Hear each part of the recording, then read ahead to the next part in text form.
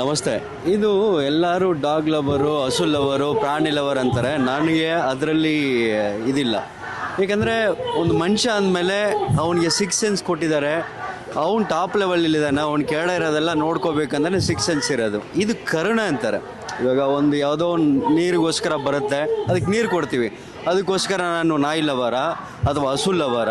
ಕರುಣೆ ಇದು ಮನುಷ್ಯನಿಗಿರೋ ಒಂದು ಬೇಸಿಕ್ ಇದು. ಅದಕ್ಕೋಸ್ಕರನೇ ವಿ ಹ್ಯಾವ್ ಸಿಕ್ಸ್ ಸೆನ್ಸ್. ಆದರೆ ಇವತ್ತು ಇವರೆಲ್ಲರೂ ಇವರಿಗೆ ಒಂದು ಕಮ್ಯುನಿಟಿ ಕ್ಯಾಸ್ಟಿಸಮ್ ಮಾಡಿಬಿಟ್ಟಿದ್ದಾರೆ. ಇವರೆಲ್ಲ ಡಾಗ್ ಲವರು, ಅನಿಮಲ್ ಲವರು. ಅದು ಪ್ರತಿಯೊಬ್ಬರು ಮಾಡೋದೇ ಅದು ಲೈಫಲ್ಲಿ. ಆದರೆ ಇವಾಗ ಏನಾಗ್ಬಿಟ್ಟಿದೆ, ಇದನ್ನು ಒಂದು ಕಮ್ಯುನಿಟಿ ಮಾಡಿಬಿಟ್ಟಿದ್ದಾರೆ. ಇದನ್ನು ಇವರು ಓಟ್ ಹಾಕ್ತಾರೆ, ಇವರು ಓಟ್ ಹಾಕಲ್ಲ. It's end of the day politics. Okay, ಇವತ್ತು ಎಕ್ಸಾಂಪಲ್ಲು ಟಿ ವಿನಲ್ಲಿ ಕೂಡ ಎಲ್ಲ ಕಡೆ ನಾಯಿ ಕಚ್ಚೋದು ಬರುತ್ತೆ. ಅದಕ್ಕಿಂತ ಮುಂಚೆ ಇನ್ಸಿಡೆಂಟ್ ತೋರಿಸಲ್ಲ. ಅದು ಮಾತ್ರ ಯಾಕಂದರೆ ನೆಗೆಟಿವ್ ಬೇಗ ಸ್ಪ್ರೆಡ್ ಆಗುತ್ತೆ. ಓಕೆ, ಬೇಸಿಕ್ಕಾಗಿ ನಾನು ಹೇಳೋದು, ಅನಿಮಲ್ಲು ಮನುಷ್ಯನಿಗೆ ಬೇಕಾಗಿತ್ತು. ಯಾವಾಗ ಆ ಟೈಮಲ್ಲಿ ಹಸು ಮತ್ತು ನಾಯಿ ಬೇಕಾಗಿತ್ತು. ಅವನಿಗೆ ಹಾಲು ಬೇಕಾಗಿತ್ತು, ಹಸುನ ಕರ್ಕೊಂಬಂದ. Everything wild. ನಾಯಿ ಅವನಿಗೆ ಪ್ರೊಡಕ್ಷನ್ ಬೇಕಾಗಿತ್ತು, ಅವ್ನು ಕರ್ಕೊಂಬಂದ ಪಳಗಿಸ್ತಾ. ಅದು ರೆವಲ್ಯೂಷನ್ ಆಗಿ ಆಗಿ ಆಗಿ ಮನುಷ್ಯನ ಜೊತೆನೇ ಅದು ಅಡಾಪ್ಟ್ ಆಗ್ಬಿಟ್ಟಿದೆ. ಓಕೆ, ಇವತ್ತು ನೀವೆಲ್ಲರೂ ಕಾಡಿಗೆ ಹೋಗಿ ನಾಯಿ ಇರಲ್ಲ. ಮನುಷ್ಯ ಎಲ್ಲಿರ್ತಾನೋ ಅಲ್ಲಿ ಅದು ತಿಂದ್ಬಿಟ್ಟು ಮಿಕ್ಕಿದ್ದು ಹಾಕಿರೋದು ಅದು ತಿನ್ಕೊಂಡು ಏನೋ ಜೀವನ ಮಾಡ್ತಾರತ್ತೆ.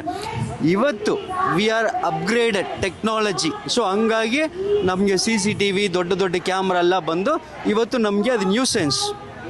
ಅದು ನನಗೆ ಕಚ್ಚತ್ತೆ. ಮಕ್ಕಳನ್ನ ರೋಡ್ಗೆ ಬಿಡಲ್ಲ, ಪಕ್ಕದ ಮನೆ ಮಕ್ಕಳ ಜೊತೆ ಆಟಾಡೋಕ್ಕೆ ಬಿಡಲ್ಲ. ಮಣ್ಣಂದರೆ ಏನು ಗೊತ್ತಿಲ್ಲ ಅದಕ್ಕೆ.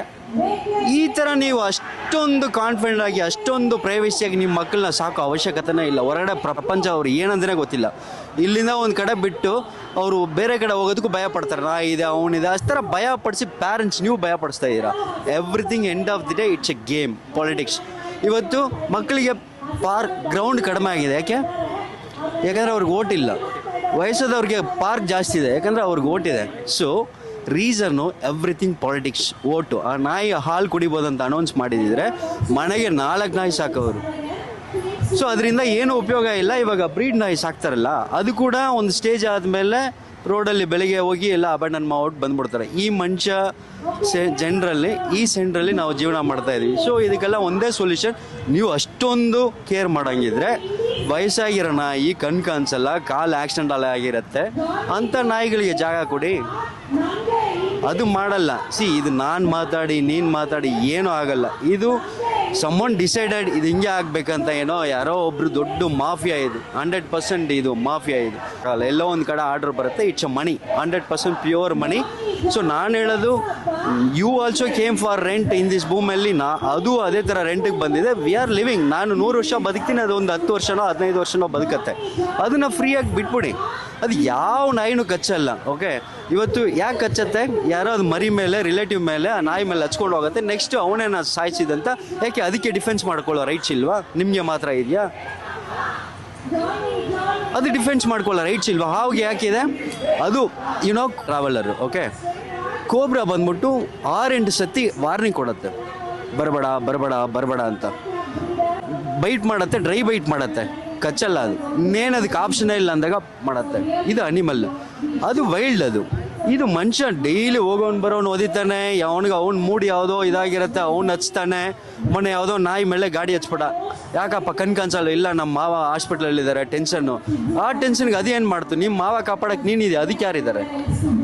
ಈ ಥರ ಪ್ರತಿಯೊಬ್ಬರು ಫ್ರಸ್ಟ್ರೇಷನ್ ನಾಯಿ ಮೇಲೆ ತೋರ್ಸಕ್ಕೆ ಹೋಗ್ತಾರೆ. ಆ ಥರ ಆಗಿ ಆಗಿ ಆಗಿ ಅದನ್ನು ಡಿಫೆನ್ಸ್ ಮಾಡ್ಕೊಳ್ಳೋ ರೈಟ್ಸ್ ಇಲ್ವಾ ಅದಕ್ಕೆ? ನಾನು ಅನಿಮಲ್ ಲವರ್ ಅಲ್ಲ. ಅದಕ್ಕೆ ಅನಿಮಲ್ ಲವರ್ ಅಲ್ಲ.